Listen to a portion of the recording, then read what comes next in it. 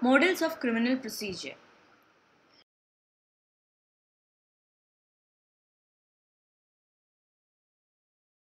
In this model, we will talk about the two models of criminal procedure. After reading this module, the students will be able to understand the values underlying each of these models, the commonalities they share, and they should be able to analyze the criminal justice system they are familiar with on the basis of these two models. Now, what are these models? Models of criminal procedure present a convenient way to talk about the values underlying criminal justice administration.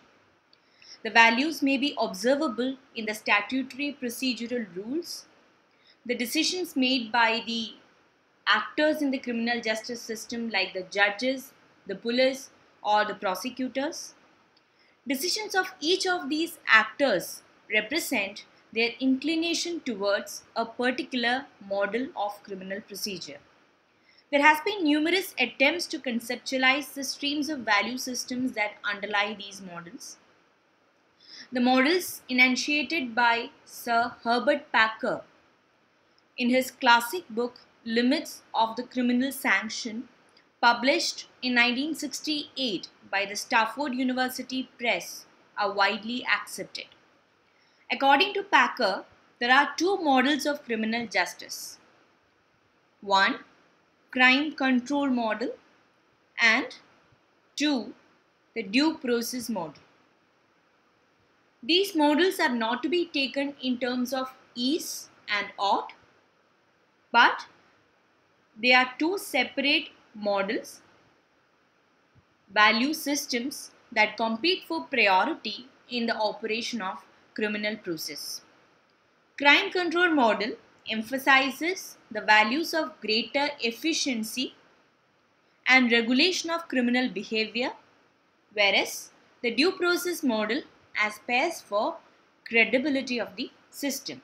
Now, before moving on to discuss the models in some detail, we should remember that these models are not working models, in the sense that it would be impossible to identify a particular legal system to be completely following a crime control model or completely following a due process model. Rather, these are polarities placed in the two extremes of the spectrum, each representing a set of values. Elements of both may be present in the rules made by a particular system. Now, before analyzing the features or the values underlying each model, we should consider, is there a common ground between the two? In other words, there are certain common features, though they are said to be poles apart in terms of the values they share or the values they possess. There are certain common features they share. We will discuss that first. There are four commonalities that can be traced. First is ex post facto clause, which means that before a particular act can be prosecuted and punished, there should be in existence a law defining that particular conduct to be a crime and prescribing the punishment. The limitation in criminal law that a particular conduct must be defined as a crime prior to identifying and dealing with persons as criminals. In other words, no conduct can be criminalized after the act has been committed. Now, this limitation of criminal law, known as the ex post facto clause, is common to both the crime control model and the due process model. Number two, the second commonality is that both systems acknowledge that there are limitations on the discretionary powers of the police or the prosecution. What are those limitations? When a conduct has been defined to be a crime by the legislature and a particular punishment is prescribed by the legislature, the participants in the criminal procedure, the agents, the police and the prosecution their freedom or their discretion is limited. They have to treat that particular act to be a crime and do whatever is prescribed by the law. This acts as a limitation on the discretionary powers of the police and the prosecutor. They have to just perform their roles when it appears that a crime has been committed. This is the second common ground. Thirdly, limits on the state power vis-a-vis individual privacy and security. It is accepted that there are limitations on the powers of the government to investigate and apprehend persons suspected of committing crimes. Both the models acknowledges that. Both the models consider there are limitations on the powers of the police to the extent that they can use powers in order to investigate a crime or prosecute a crime. For instance, an individual cannot be taken and kept in custody as long as the investigating officer desires. There are statutory limitations. There are certain amount of control and scrutiny of such actions of the government. This is for the purpose of protecting the individual's privacy and security. This is the third common ground. Now finally, the last common ground is procedural due process. Both the models accept that there should be a procedure by which a suspected criminal is dealt with. It is based on the assumption that the individual alleged to be a criminal is an active agent in the process and his guilt must be demonstrated before an independent authority. In other words, it is the acceptance that criminal process is a contest between two independent actors, that is, the accused on the one side and the prosecution on the other. But the relative importance each system gives, each model gives to the procedural due process is different. Now, these are the four common factors that exist in both the models. Now, let's look into each of the models in some detail. First we'll look into the crime control model. Crime control model, as the name itself suggests, emphasizes on prevention and control of crime through prosecution and punishment of criminals. It believes that the interest of the public can be better served by reducing the number of crimes, by generating a fear of efficient prosecution and punishment. This may at times result in disregard of the rights or interest of those who are suspected of criminal charges. The essence of crime control model has been summarized by one author in the following words. I quote, "Crime control model or bureaucratic model emphasizes efficiency, finality, and preservation of order. It proceeds with an official presumption that an individual charged with an offense is possibly guilty of that offense or some other offense. This model finds connection between rate of convictions and domestic tranquility and general welfare." Unquote. Now, this forms the basis of the crime control model. Repression of crime, efficient prosecution, generating a fear in the minds of people and thereby increasing domestic tranquility. Now we will go deep into it by analyzing the characteristics of the crime control model. Firstly, and most importantly, crime control model considers repression of criminal conduct as the most important function to be performed by the criminal process.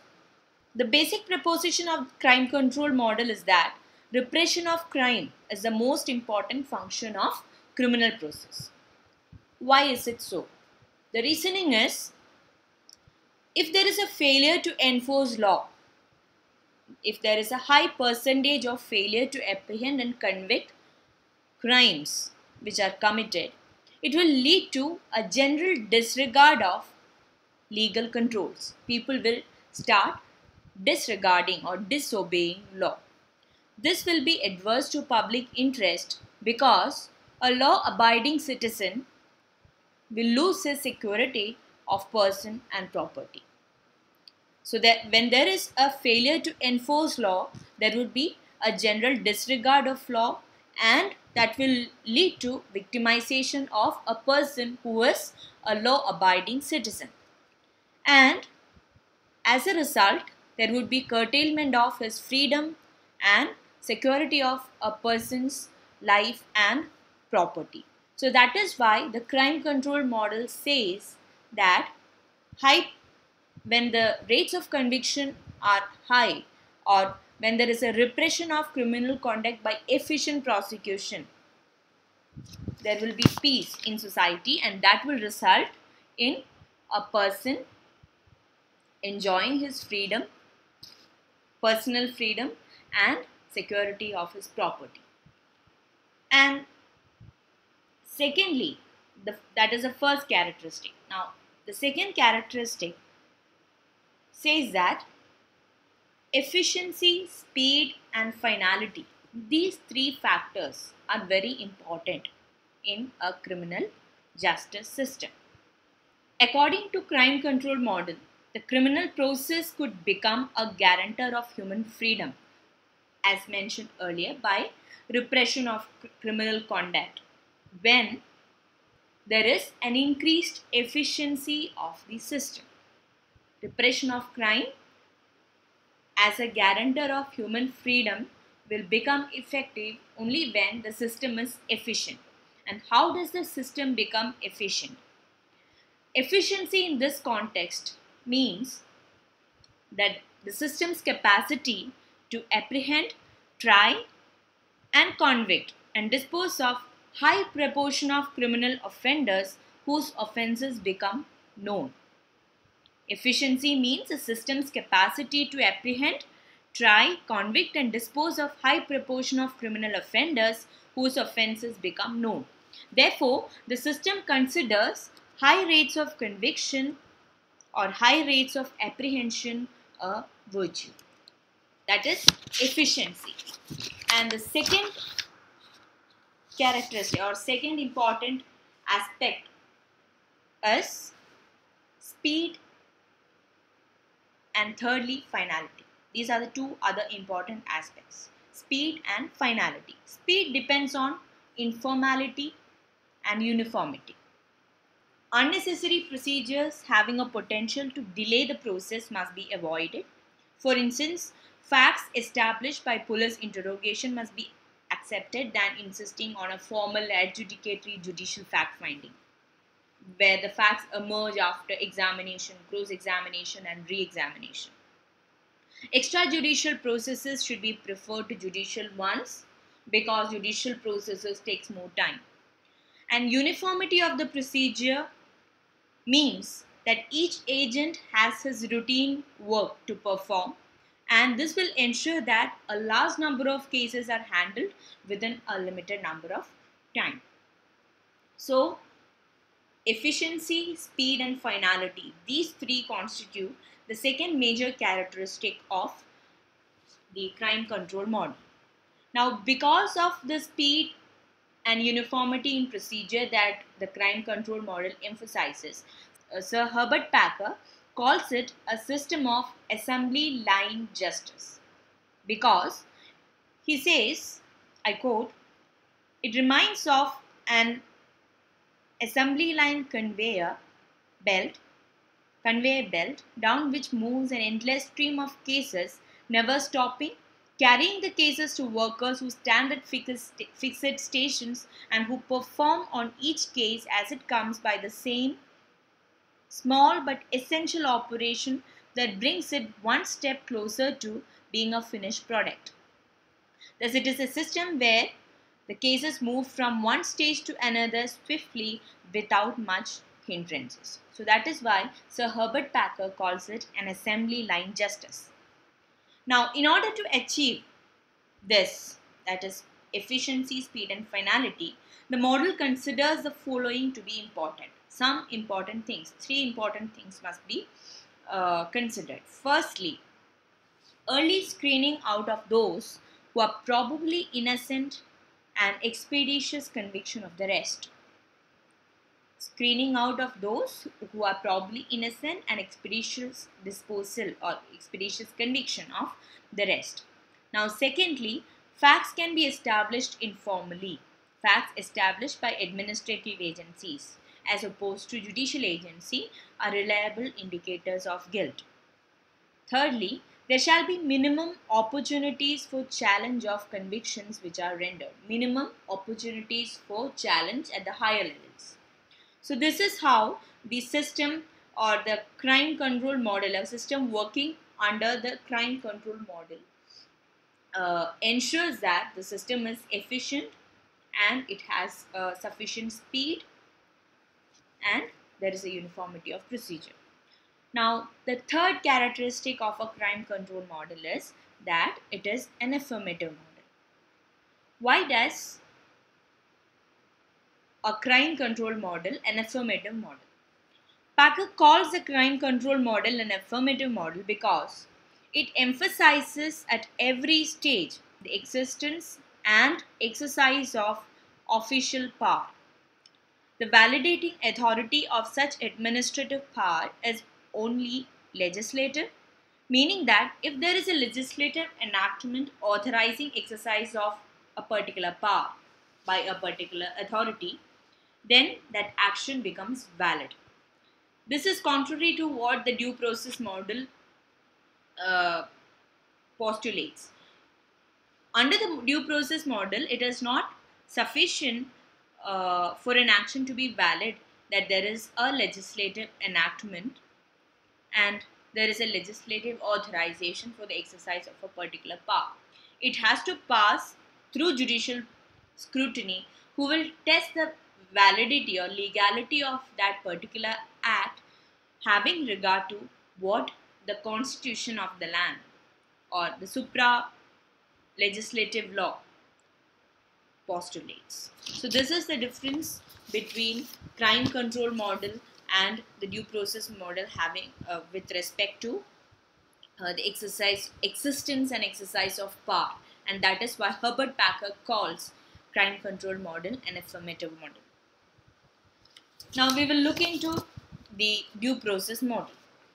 According to Blumberg, under the due process model, the justice system seeks to develop social, legal, and organizational structure which will filter out law violators and also provide an avenue of personal freedom to those who are innocent or casual lawbreakers. The guilt of the person must be established by an impartial tribunal after public hearing, giving due respect to individual rights. Unlike the crime control model, the due process model prefers reliability over efficiency. It is always skeptical about the possibility of error and an innocent accused getting convicted. Therefore, the values of the model are presumption of innocence, protection of individual liberties, exclusion of coercion, judicial check over executive actions, and further scrutiny to avoid the possibility of error. So, unlike the crime control model, which emphasizes on efficiency of the system for repression of crime, the due process model is more concerned about reliability, the possibility of an error occurring, therefore, of cross-checking the decisions made by the authorities is central to the due process model. What are the characteristics of the due process model? Firstly, the most important function of the criminal process is ensuring procedural fairness. as opposed to the crime control model, which regards repression of crime as the most important function of the criminal process. The due process model considers procedural fairness as the supreme function of criminal process. According to the model, efficiency is a desirable characteristic, but it is desirable only when it is complemented by reliability. Reliability cannot be sacrificed for the purpose of efficiency. So, at every stage of the proceeding, procedural formalities are strictly adhered to avoid any possible violation of individual rights or any error in fact finding. This is the first characteristic. And now, second is with respect to fact finding process. The due process model rejects informal and non-adjudicative fact-finding of the crime control model and instead advocates for a formal and adjudicatory fact-finding. When facts are allowed to be established informally, there is a possibility of the police coercing the accused physically or psychologically to establish what may be far from the truth.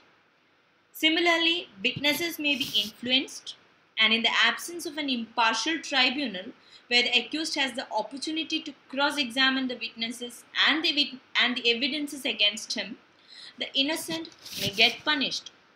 Therefore, the due process model insists on a formal, adjudicative, and adversary fact-finding process. Fact-finding process under the due process model will have 4 characteristics. 1. Public hearing. 2. An impartial tribunal. 3. Full opportunity to the accused to discredit the case against him. 4. Further scrutiny to avoid possible error.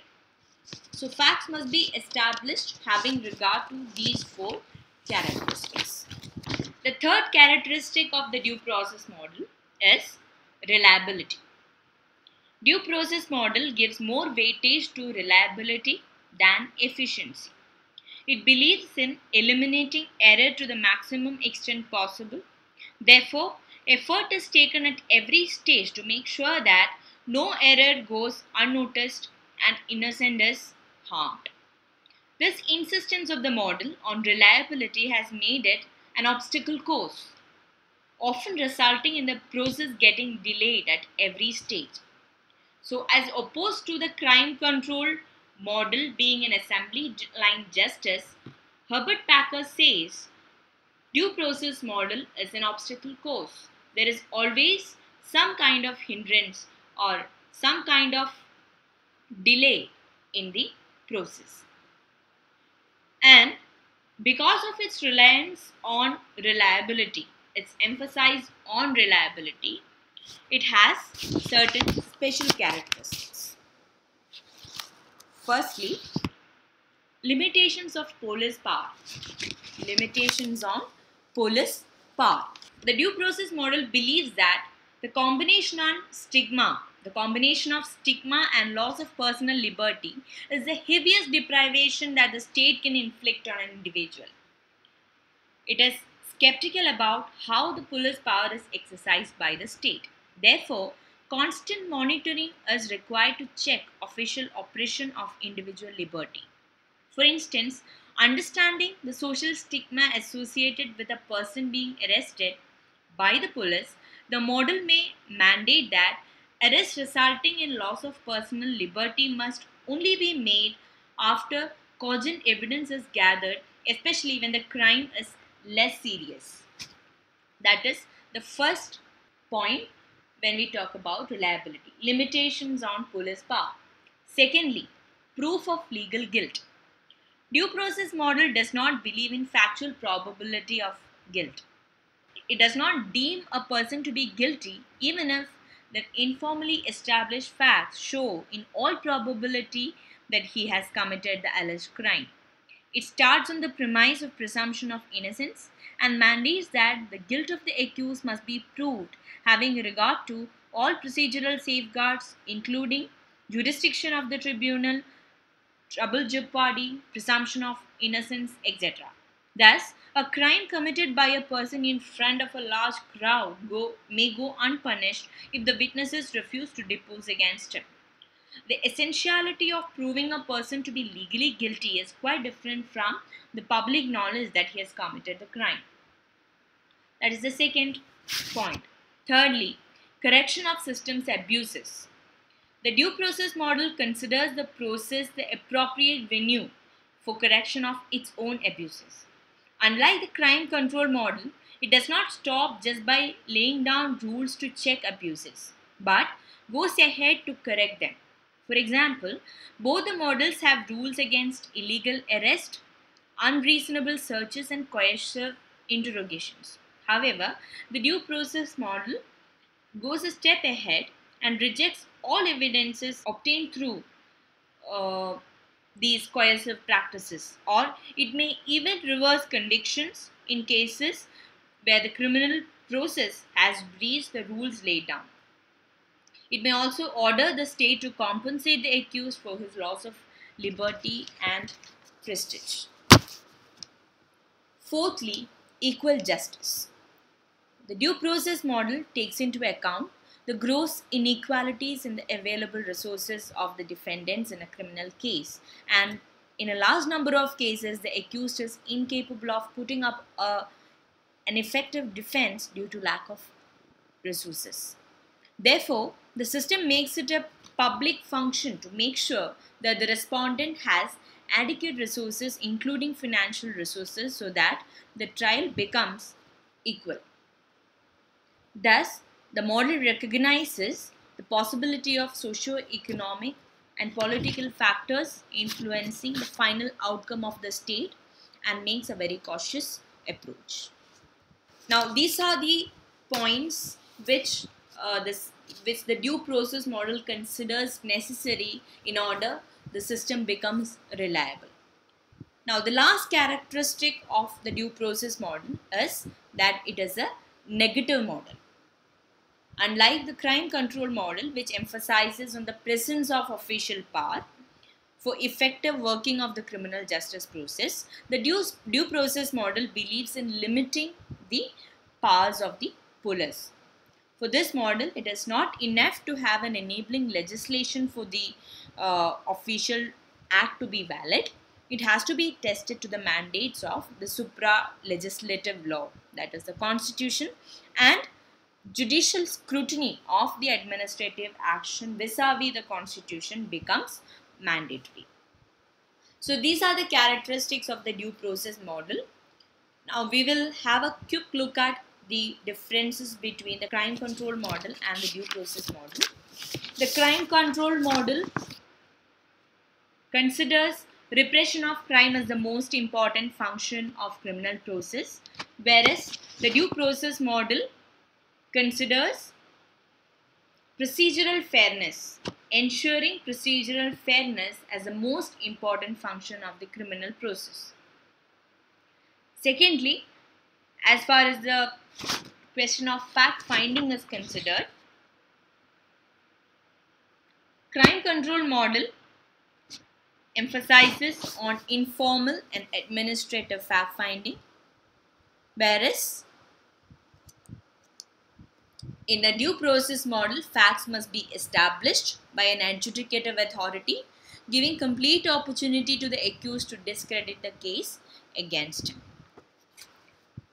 Thirdly, in a crime control model, the police powers are limited only by legislation, whereas due process model gives more importance to individual rights and therefore limits the powers of the police. Presumption of innocence and protection of individual liberty from police excesses are some cardinal values of the due process model. Fourthly, once the decision is rendered, as far as the crime control model is concerned, there shall be minimum interference with the finality, the final decision. There shall be finality to the maximum extent possible. Whereas The due process model considers it as a virtue to cross-check the decision. It believes that there is a possibility of error. So avoidance of error to the maximum extent possible is one major value of the due process model. So further scrutiny by higher courts is encouraged.